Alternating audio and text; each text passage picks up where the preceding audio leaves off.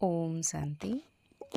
आज 5/9/24 प्रात मुरली ओम शांति बाप दादा मधुबन।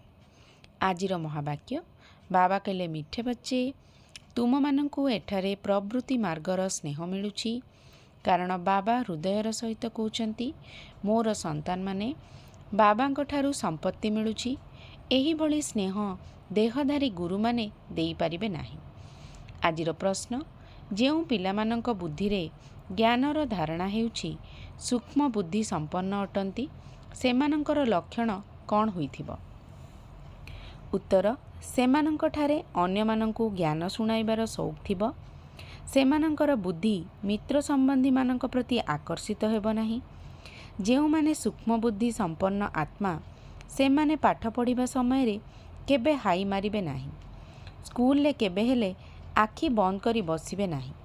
ଯେଉଁ ପିଲାମାନେ ଅନ୍ୟମନସ୍କ ହୋଇ ବସନ୍ତି, ଯାହାଙ୍କର ବୁଦ୍ଧି ଏଣେତେଣେ ଘୁରି ବୁଲୁଥାଏ, ସେମାନେ ଜ୍ଞାନକୁ ବୁଝନ୍ତି ହିଁ ନାହିଁ। ସେମାନଙ୍କ ପାଇଁ ବାବାଙ୍କୁ ମନେ ପକାଇବା ବଡ଼ କଷ୍ଟକର ହୁଏ। ଧାରଣା ପାଇଁ ମୁଖ୍ୟ ସାର, ଏବେ ପୁରୁଣା ଦୁନିଆରୁ ନୂଆ ଦୁନିଆକୁ ଲମ୍ଫ ଦେବାର ପ୍ରବେଶ ସମୟ। ସେଥିପାଇଁ ଏହି ପୁରୁଣା ଦୁନିଆରୁ ବେହଦର ସନ୍ନ୍ୟାସ କରିବାକୁ ହେବ। ଏହି ଦୁନିଆକୁ ବୁଦ୍ଧିରୁ ଭୁଲିଯିବାକୁ ହେବ। ପାଠପଢ଼ା ଉପରେ ପୁରା ଧ୍ୟାନ ଦେବାକୁ ହେବ।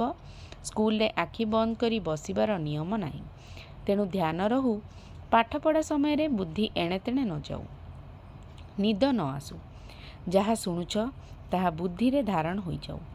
ଆଜିର ବରଦାନ, ଆତ୍ମିକ ନିଶା ଦ୍ୱାରା ପୁରୁଣା ଦୁନିଆକୁ ଭୁଲୁଥିବା ସ୍ୱରାଜ୍ୟ ଅଧିକାରୀ ତଥା ବିଶ୍ୱରାଜ୍ୟ ଅଧିକାରୀ ହୁଅ।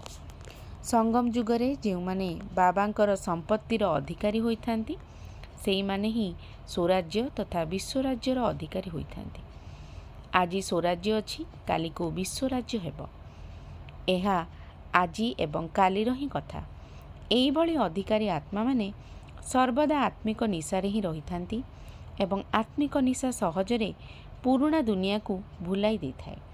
ଅଧିକାରୀ ଆତ୍ମାମାନେ କେବେ ବି କୌଣସି ବସ୍ତୁର, ବ୍ୟକ୍ତିର ବା ସଂସ୍କାରର ଅଧୀନ ହୋଇପାରିବେ ନାହିଁ।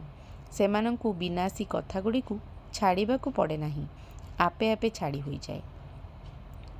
ଆଜିର ସ୍ଲୋଗାନ, ପ୍ରତ୍ୟେକ ମୁହୂର୍ତ୍ତ, ପ୍ରତିଟି ନିଶ୍ୱାସ ପ୍ରଶ୍ୱାସ ଏବଂ ପ୍ରତ୍ୟେକ ସମ୍ପତ୍ତିକୁ ସଫଳ କରୁଥିବା ଆତ୍ମା ହିଁ ସଫଳତା ମୂରତ ହୋଇଥାଏ।